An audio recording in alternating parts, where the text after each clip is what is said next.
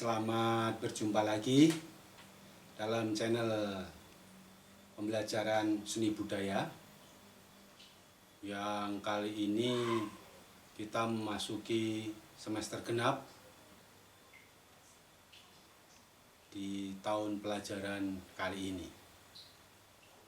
Tapi sebelumnya perlu saya ingatkan, tetaplah menjaga kesehatan kalian, karena kesehatan itu paling utama. Jelas sesuai anjuran pemerintah harus selalu 3M, menggunakan masker, kemudian mencuci tangan, dan juga menjaga jarak. Semoga kita semua dalam lindungan Allah untuk selalu sehat, sejahtera, semangat, meskipun kita dalam zaman yang penuh cobaan, yaitu pandemi COVID-19. Tapi tidak mengurangi semangat kita untuk selalu belajar, karena belajar itu akan menjadi pondasi kita untuk meraih masa depan. Baik, semester lalu sudah kita bahas beberapa materi. Jadi pada pembelajaran sebelumnya kalian telah memahami konsep seni, konsep budaya, dan juga konsep keindahan. Yang ini merupakan dasar memahami seni budaya. Dengan demikian, kamu telah memahami bahwa seni budaya merupakan gagasan atau ide yang dimiliki manusia, kemudian diwujudkan dalam karya yang memiliki unsur keindahan dan budaya. Di Nusantara yang luas ini hidup beragam manusia dari berbagai suku yang dipengaruhi oleh berbagai latar belakang dan kondisi lingkungan yang berbeda-beda. Oleh karenanya, seni dan budaya yang mereka hasilkan pun berbeda satu dengan lainnya. Keberagaman seni dan budaya yang ada di Nusantara ini, itu yang menjadi keunikan dari Indonesia. Jadi begitu. Baik, untuk menyingkat waktu, langsung saja saya akan menjelaskan beberapa hal yang dalam kesempatan ini, dalam semester ini yang akan kita bahas tentang seni budaya Nusantara.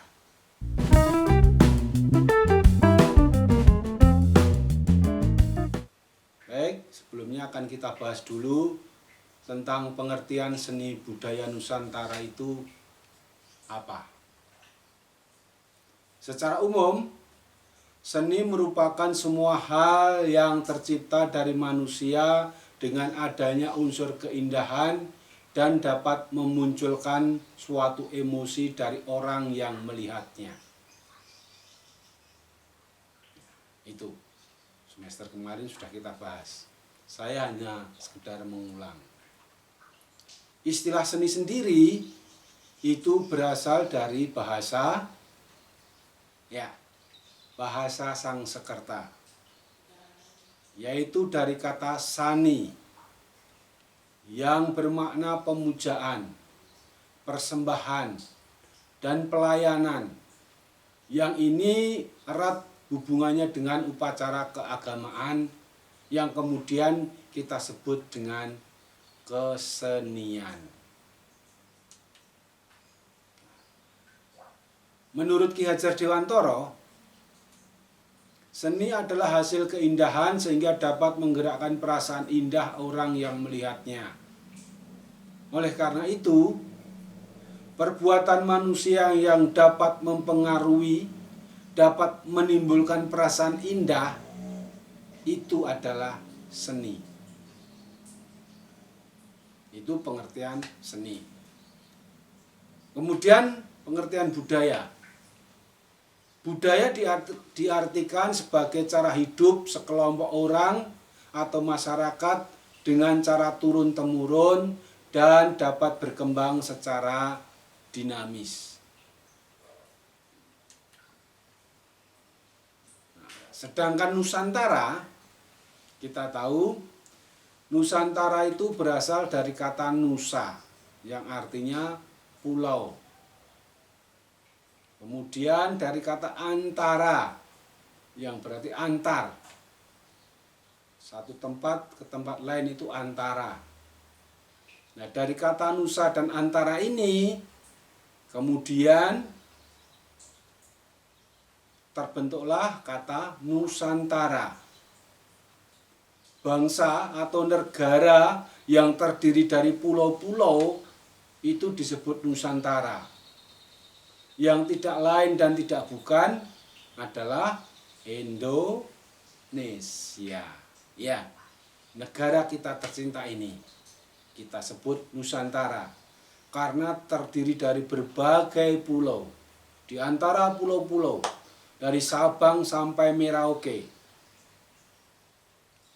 Ya. Itu Nusantara.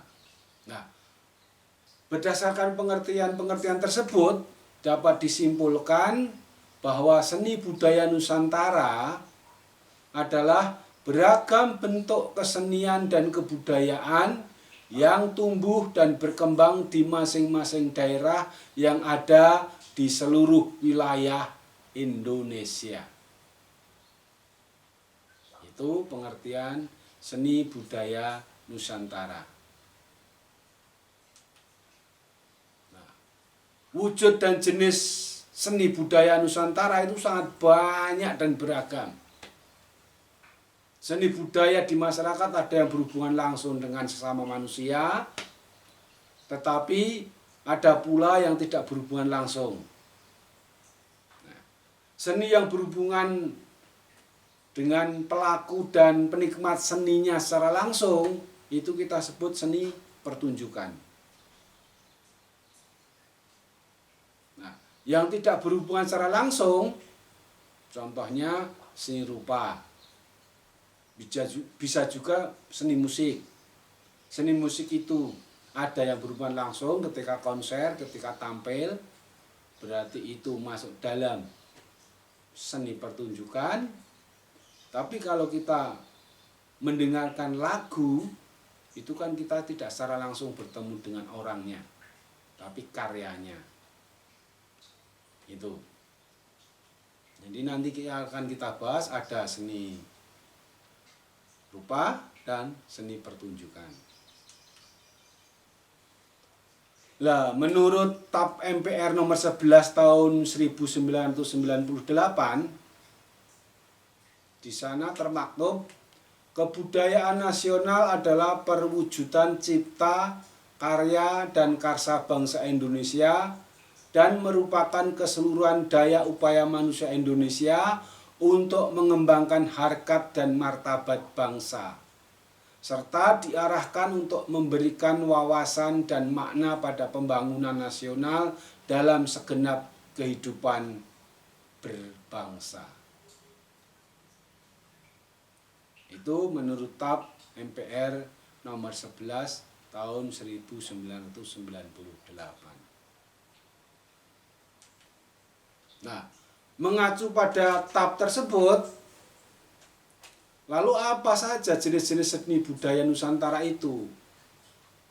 Nah, secara umum, jenis-jenis seni itu terbagi ke dalam, kita tahu, ada seni musik, ada seni tari, ada seni rupa, dan seni teater, dan juga banyak yang lainnya. Tapi yang akan kita pelajari nanti hanya 4 besar. 4 kelompok besar dalam seni. Yaitu seni rupa, seni musik, seni tari, dan seni teater. Sedangkan budaya mengacu pada kegiatan hasil karya suatu kelompok masyarakat yang menjadi kebiasaan dan terus dilestarikan.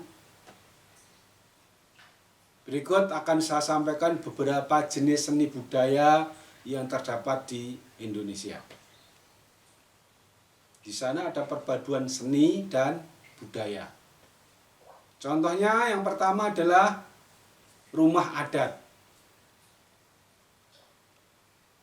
Jika kalian berkunjung ke suatu daerah di Indonesia, kamu dapat melihat rumah adat yang berupa peninggalan sejak masa lampau dan menjadi ciri khas daerah tersebut. Rumah adat merupakan hasil karya yang menggabungkan seni rupa dan juga arsitektur. Sebagai sebuah hunian, rumah adat memiliki fungsi sebagai tempat tinggal suatu suku bangsa yang memiliki nilai seni dan budaya. Sebab kenapa? Sebab berasal dari masa lalu dan dibuat dengan identitas yang melekat sesuai dengan karakteristik suatu daerah. Rumah adat itu merupakan representasi tinggi dari sebuah budaya yang dimiliki suatu komunitas atau kelompok masyarakat. Kita tahu setiap daerah memiliki rumah adat yang berbeda-beda. Kenapa?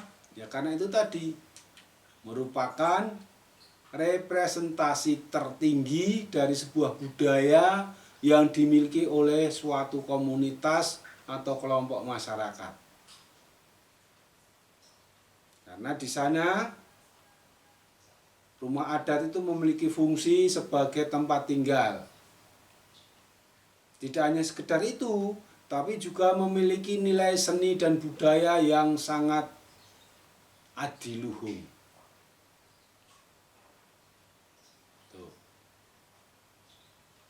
Kita lihat ini ada beberapa contoh rumah adat yang ada di Nusantara, masing-masing berbeda satu dengan yang lainnya. Ada dari Aceh, ada dari Sumatera Barat, ada dari Jawa, ada dari Kalimantan, ada dari Bali, ada dari Papua. Nah, semua menunjukkan ciri dari kehidupan masyarakat yang menempatinya. Masing-masing dalam membuat arsitektur, dalam membuat karya sebuah rumah adat itu tentu menyesuaikan alam sekitarnya. Itu yang pertama tentang rumah adat. Yang kedua, kita tahu karya seni budaya Nusantara yang sangat dominan selain rumah adat tadi, yang kedua adalah pakaian adat. Pakaian adat menjadi bagian dari jenis seni budaya Nusantara karena merupakan hasil karya sebuah seni rupa terapan. Pada pakaian adat, kita dapat melihat keindahan yang mewakili karakteristik sebuah suku bangsa. Selain itu, tidak hanya sebagai seni, pakaian adat merupakan budaya yang memiliki nilai-nilai dan prinsip yang dipegang teguh serta diwariskan secara turun-temurun kepada generasi berikutnya. Nah, tahukah kamu beragam pakaian adat yang ada di Indonesia? Seperti halnya rumah adat. Dari Sabang sampai Merauke, pakaian adat itu juga menunjukkan karakteristik dari sebuah suku bangsa. Ini ada pakaian dari Aceh, ada Sumatera Barat, Jawa Barat, Jawa Tengah, Jawa Timur, Bali, Kalimantan, Dayak, Papua. Itu semua contoh-contoh pakaian adat yang merupakan karya seni budaya Nusantara. Lalu yang ketiga adalah upacara adat. Kamu tentu pernah mengikuti sebuah upacara adat dalam perjalanan kehidupanmu. Misalnya seperti menghadiri upacara adat sebuah acara perkawinan atau upacara perayaan sebuah kelahiran. Setiap daerah dari berbagai suku yang ada di Indonesia ini pasti memiliki upacara adat yang beragam. Upacara adat sendiri merupakan rangkaian kegiatan yang terikat pada aturan atau tata cara tertentu yang terkait dengan sejarah perjalanan sebuah suku bangsa sejak masa praaksara hingga saat ini. Upacara adat biasanya mencakup beberapa bentuk seni. Di sana ada seni musik, ada seni tari, ada seni teater, dan juga seni rupa. Itu. Yang ketiga adalah upacara adat. Jadi kalau di sekitarmu mungkin ada ibu hamil yang umur dari kehamilan itu 7 bulan, ada upacara mitoni. Semua merupakan hasil-hasil karya seni budaya yang ada di Nusantara. Nah, lebih lanjut, kita akan mempelajari seni yang merupakan bagian dari budaya. Nah, untuk memudahkan dalam pembelajaran bentuk-bentuk seni, umumnya kita menggolongkan seni itu ke dalam 4 jenis yang sudah saya sampaikan tadi, yaitu seni rupa, seni musik, seni tari, dan seni teater. Keempat itu yang akan kita pelajari. Ada seni-seni yang lain, nah itu nanti akan tercakup di dalam 4 jenis seni yang ada itu. Oke? Siap selanjutnya, materi selanjutnya. Baik. Kita akan mempelajari sekarang seni rupa Nusantara. Jenis, fungsi, dan unsur seni rupa Nusantara. Seni rupa Nusantara sangat indah, juga beragam jenis, fungsi, dan unsur-unsurnya yang sangat khas.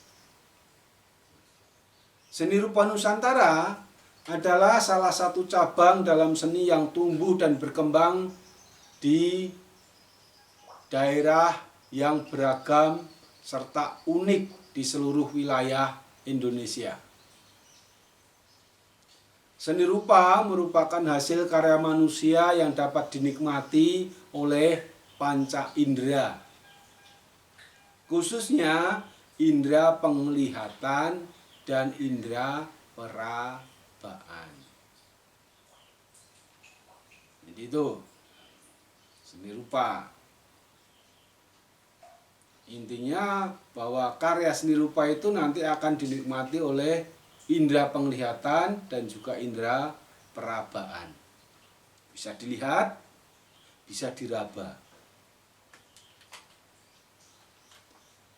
Di Indonesia, di Nusantara ini, Seni rupa berkembang cukup pesat. Di bidang seni lukis, kita mengenal nama Raden Saleh, Basuki Abdullah, Afandi, dan lain sebagainya. Bentuk seni rupa lainnya seperti patung, instalasi, serta ukiran atau pahatan juga dapat ditemukan dengan mudah di berbagai sudut kota di Indonesia ini. Contoh kekayaan seni rupa berbentuk patung dapat ditemukan dalam bentuk tugu di berbagai sudut kota. Seperti patung Selamat Datang di Jakarta, patung Selamat Riyadi di kota Solo, Garuda Wisnu Kencana di Bali, dan lain sebagainya. Patung-patung yang ada di situ itu adalah merupakan karya seni rupa.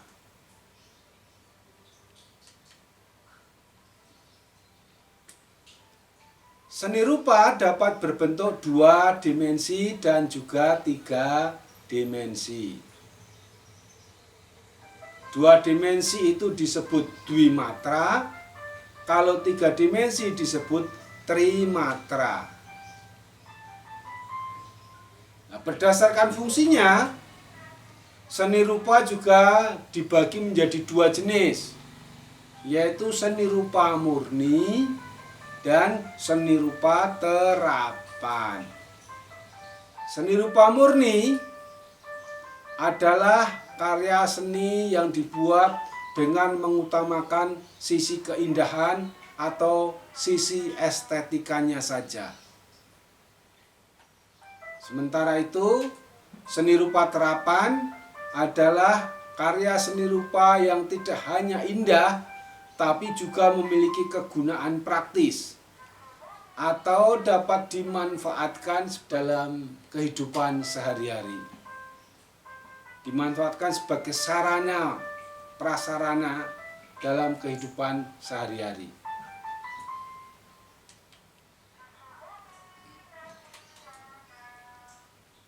Seni rupa 2 dimensi atau dwimatra. Nah, karya seni rupa 2 dimensi itu sebuah karya seni yang hanya memiliki dimensi panjang dan lebar saja. Sekali lagi saya jelaskan. Seni rupa 2 dimensi atau dwimatra itu adalah sebuah karya seni yang hanya memiliki dimensi panjang dan lebar. Nah, karya seni 2 dimensi hanya bisa dilihat dari satu arah pandang saja, depan saja. Nah, karya seni rupa 2 dimensi ini biasanya sering disebut juga dengan karya seni dwimatra. Dwi itu 2, matra itu dimensi. Dwimatra atau karya seni rupa 2 dimensi ini dibedakan menjadi karya seni rupa 2 dimensi murni dan karya seni rupa 2 dimensi terapan. Saya jelaskan. Seni rupa 2 dimensi murni atau fine art itu memiliki ciri khas atau karakteristik, yaitu tidak memperhatikan unsur praktis atau unsur kegunaan. Seni rupa 2 dimensi murni itu hanya memperhatikan kreativitas dan ekspresinya.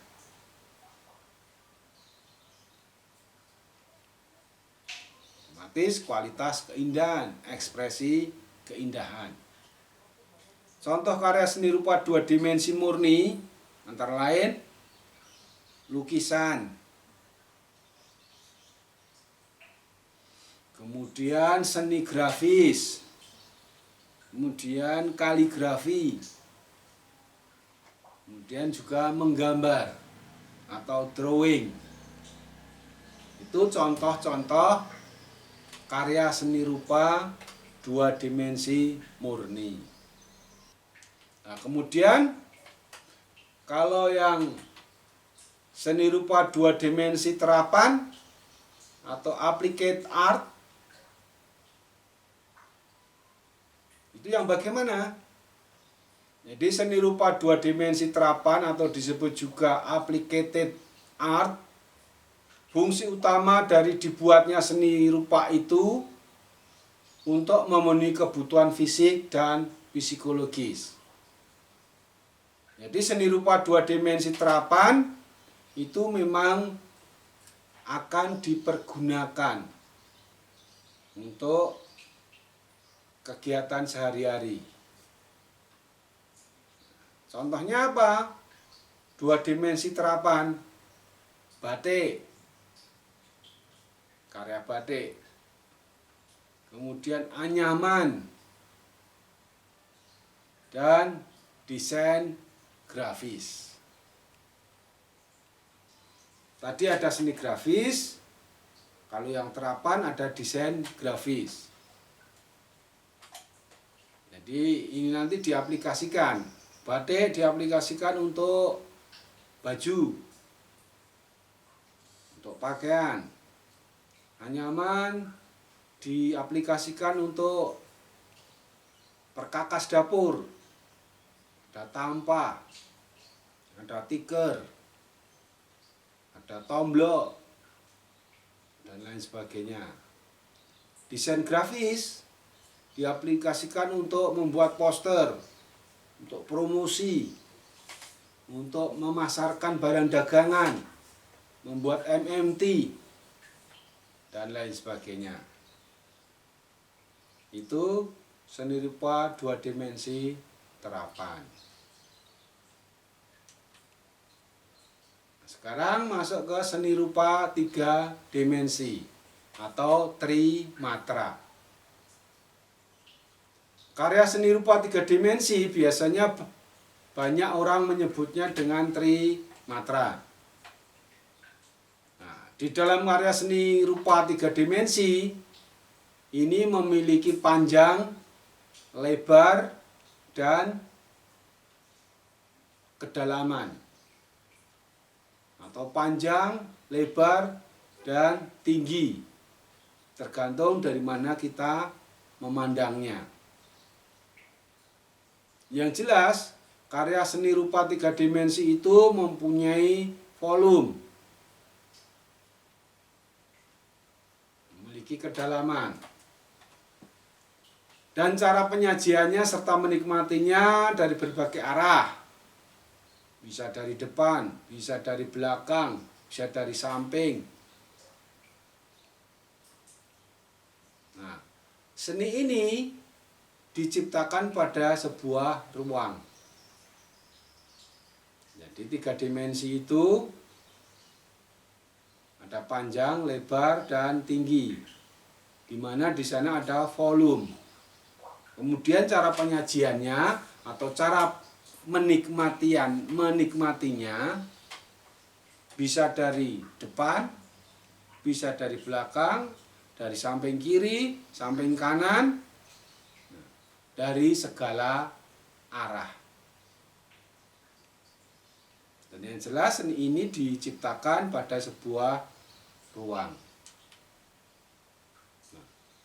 Jenis karya seni rupa 3 dimensi seperti halnya yang 2 dimensi, di situ ada karya seni rupa 3 dimensi murni dan juga karya seni rupa 3 dimensi terapan.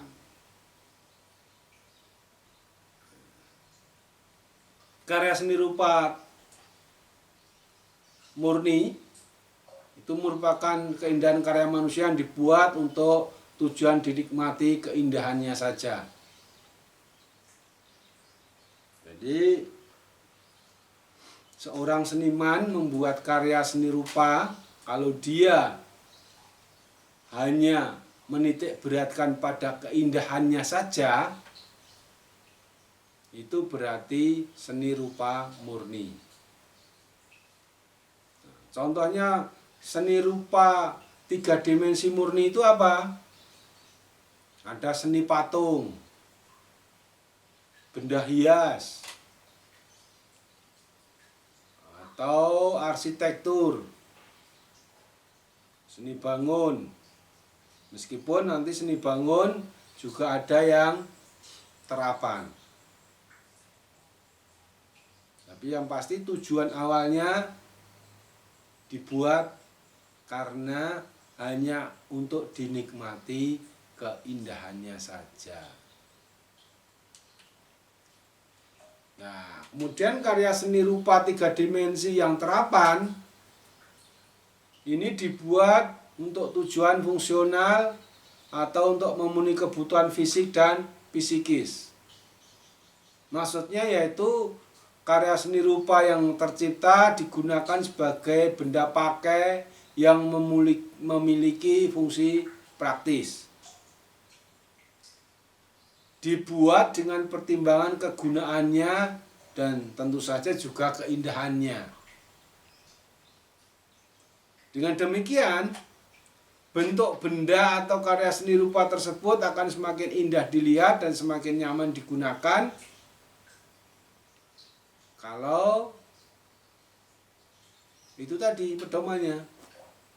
Selain enak dilihat, meskipun ada murninya, tapi yang jelas juga ada fungsi gunanya, kegunaan. Misalnya apa? Ada meja, ada almari, ada kursi. Itu contoh-contoh seni rupa 3 dimensi terapan. Di sekitar rumahmu pasti ada. Ada meja, ada kursi, ada almari, dan lain sebagainya. Baik, selanjutnya adalah fungsi seni rupa Nusantara.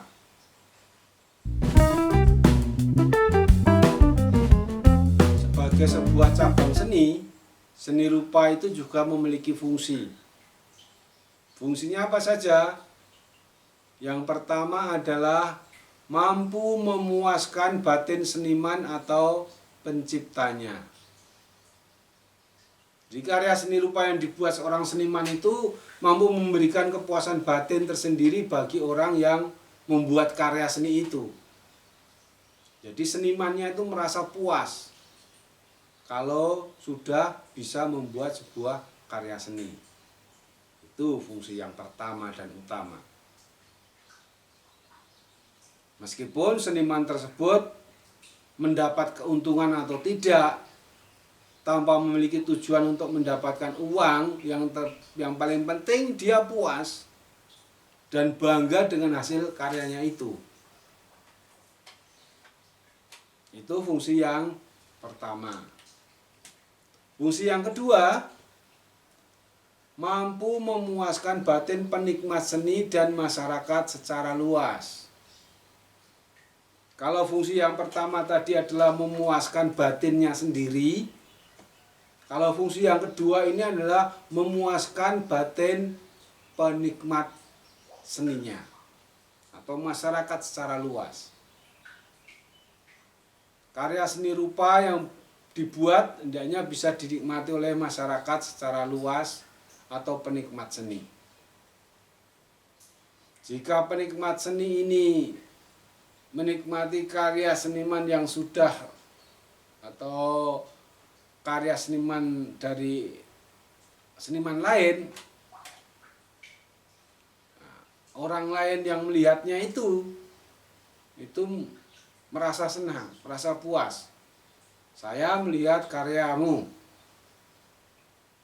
saya bangga kamu punya karya yang bagus. Nah, itu berarti fungsi kedua, mampu memuaskan batin penikmat seni. Saya nonton permainan musikmu, saya senang, saya puas. Nah, itu fungsi yang kedua. Jadi mungkin perlu diadakan penelitian kecil untuk mengetahui keinginan masyarakat terhadap produk-produk seni. khususnya pada saat akan melaksanakan pameran atau pagelaran karya seni. Jadi masyarakat itu maunya apa toh? Nah, kita buat biar masyarakat nanti memiliki kepuasan. Itu kita bisa riset, survei kecil-kecilan untuk mengetahui segala sesuatu yang ada. Fungsi yang ketiga adalah sarana ritual keagamaan. Agama dan kehidupan itu tidak bisa dipisahkan. Jadi orang akan selalu membutuhkan agama. Orang hidup akan selalu membutuhkan agama.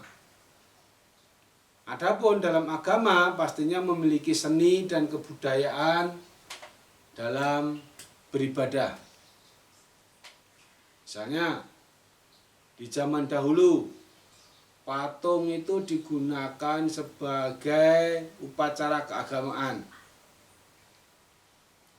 Hal ini bukan berarti syirik, karena patung hanya sebagai sarana, bukan yang disembah, tapi sarananya, medianya. Medianya untuk bertemu dengan Sang Pencipta. Bukan patungnya itu yang disembah, tapi patung itu hanya sebagai sarana untuk lebih khusyuk lagi. Kemudian fungsi yang keempat, ini yang paling penting dalam fungsi seni rupa, yaitu seni rupa berfungsi untuk mengenang sejarah. Nah, jadi karya seni rupa bisa digunakan sebagai media atau alat untuk mengenang suatu peristiwa sejarah atau kejadian-kejadian masa lampau. Misalnya kaligrafi tercipta pada zaman Islam di Nusantara. Masa lampau juga tercipta barang-barang antik, benda-benda purbakala yang pada saat ini sudah berubah fungsi dan menjadi benda hias. Contohnya patung Slamet Riyadi yang ada di Geladak sana itu. Itu untuk mengenang bahwa di kota Solo ini ada pahlawan yang berjuang melawan penjajah. Pahlawan yang berasal dari kota Solo, bernama Slamet Riyadi. Maka dibuatkan patung. Patung itu merupakan salah satu karya seni rupa. Belum lagi kalau kalian pergi ke tempat-tempat museum atau tempat bersejarah lainnya,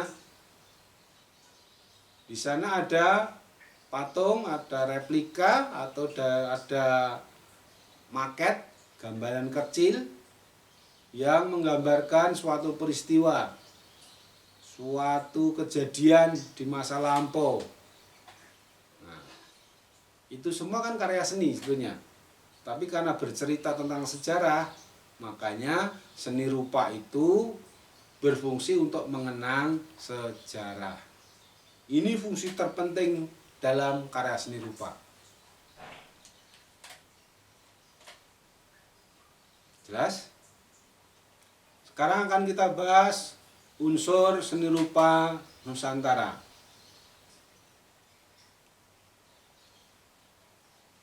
Adapun dalam dunia seni rupa, seorang perupa, seperti seorang seniman, desainer, kriawan, merajin, ketika membuat sebuah karya seni, pasti dengan cara melakukan pengolahan unsur-unsur seni rupa. Iya kan? Kamu tahu nggak unsur-unsur yang ada dalam seni rupa itu?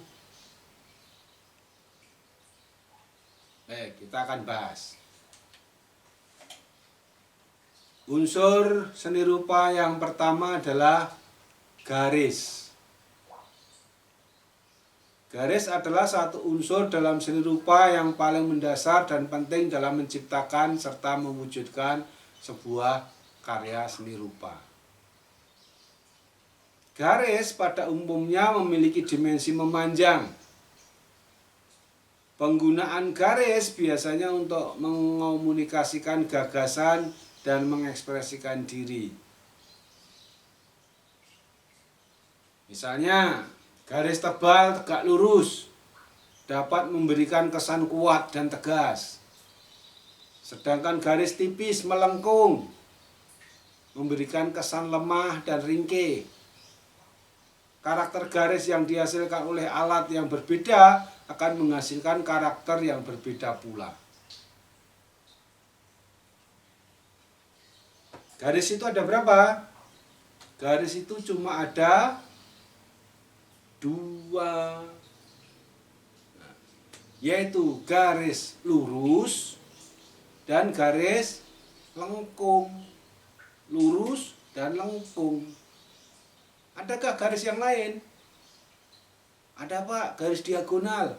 Nah, diagonal itu bentuknya apa? Begini kan? Berarti ini garis apa? Lurus. Garis vertikal Pak. Vertikal ini bentuknya apa? Lurus. Garis horizontal Pak. Bentuknya apa? Lurus. Nah, itu. Jadi jenis garis ada 2, garis lurus dan garis lengkung. Semua bentuk yang ada itu pasti berasal dari garis lurus atau garis lengkung. Itu. Kemudian setelah garis, unsur yang kedua adalah raut. Raut itu adalah bidang dan bentuk. Raut itu merupakan suatu yang tampak, berupa potongan atau wujud dari suatu objek. Jadi kalau ada orang menyebut raut muka, berarti wajahmu yang tampak itu seperti apa? Itu raut. Raut itu terdiri dari bidang dan bentuk. Nah, bidang itu umumnya digunakan untuk menunjukkan wujud benda yang cenderung pipih atau datar. Ya, sekali lagi, bidang itu digunakan untuk menunjukkan benda yang cenderung pipih atau datar. Sedangkan bangun atau bentuk lebih menunjukkan pada wujud benda yang memiliki volume atau massa. Kotak, kubus, dan lain sebagainya. Itu adalah raut atau bidang atau bentuk. Yang ketiga, unsur yang ketiga adalah ruang. Unsur ruang dalam sebuah karya seni rupa diciptakan dalam karya dengan mengolah unsur-unsur kerupaan lainnya. Seperti perbedaan intensitas warna, gelap terang,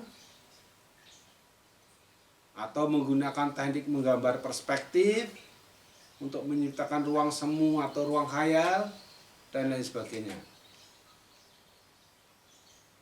Jadi unsur yang ketiga itu ruang.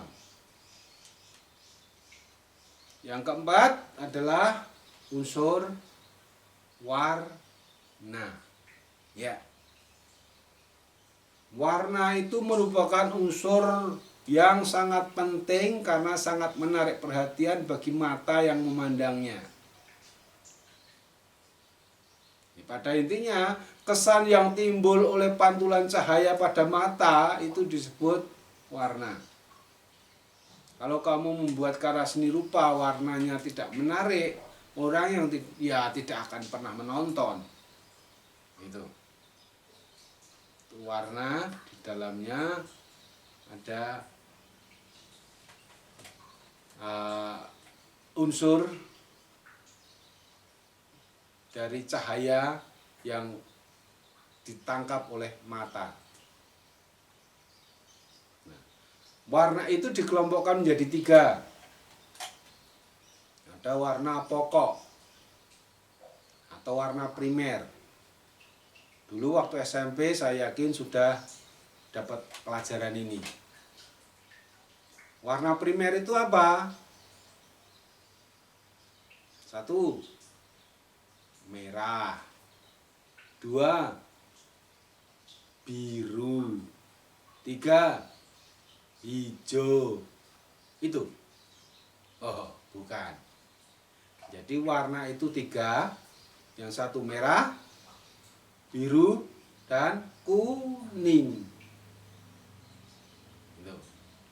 Itu 3 itu warna primer. Dari ketiga warna itu nanti akan mendapatkan beratus-ratus warna. Kalau 2 warna itu dicampur, nanti akan mendapatkan warna sekunder. Warna kedua.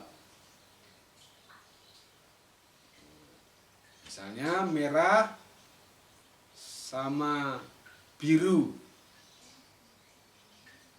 Kalau dicampur akan menjadi apa? Ya, betul. Ungu. Itu. Kalau biru dengan kuning dicampur jadi apa? Ya, hijau. Itu warna sekunder. Dari campuran 3 warna primer tadi itu akan mendapatkan warna sekunder. Kalau pencampurannya sama. Artinya perbandingannya sama. 1 sendok warna merah dicampur dengan 1 sendok warna biru akan menjadi ungu. Warna merah dicampur dengan kuning akan menjadi orange. Biru sama kuning akan menjadi warna hijau. Hijau, ungu, orange itu adalah warna sekunder. Nah, warna sekunder itu nanti akan melahirkan warna yang ketiga, warna tersier, dan seterusnya. Banyak sekali warna yang dihasilkan dari warna primer tadi itu. Unsur berikutnya adalah gelap terang. Gelap terang ini unsur yang tidak kalah penting dalam seni rupa. Jadi gelap terang yang terdapat pada karya seni rupa itu timbul karena adanya perbedaan intensitas cahaya yang jatuh pada permukaan benda. Gelap terang ini juga muncul karena adanya tingkat nada warna, value, yang berbeda. Unsur gelap terang biasanya pada bagian yang karena cahayanya akan lebih terang dan bagian yang kurang terkena cahaya akan tampak lebih gelap. Itu gelap terang. Jadi bagian yang terkena cahaya itu akan terang dan bagian yang kurang terkena cahaya akan lebih gelap. Nah, gelap terang itu bisa ditunjukkan dalam karya seni rupa 2 dimensi. Kemudian adalah tekstur. Tekstur juga sangat penting untuk dipahami. Sebagai salah satu unsur seni rupa, tekstur yang menunjukkan kualitas taktis dari sebuah permukaan atau penggambaran tekstur permukaan suatu objek pada karya seni rupa. Tekstur itu ada 2, yaitu tekstur asli dan tekstur buatan.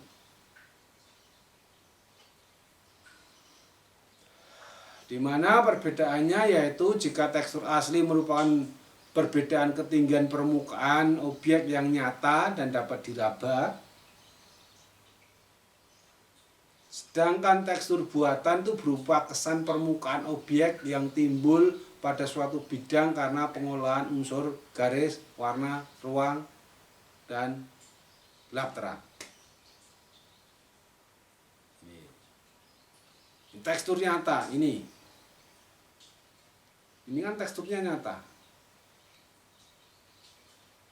Kemudian kalau di sana ada gambar bolpen, bentuknya persis seperti bolpen. Tapi kalau kita raba itu tetap datar saja, hanya karena gambar. Itu berarti tekstur buatan.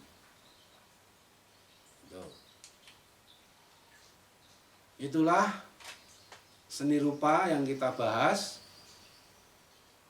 Jadi ada jenis, ada fungsi, ada unsur. Selanjutnya nanti akan kita pelajari tentang seni musik. Oke? Itu dulu. Kita akan ketemu lagi minggu depan.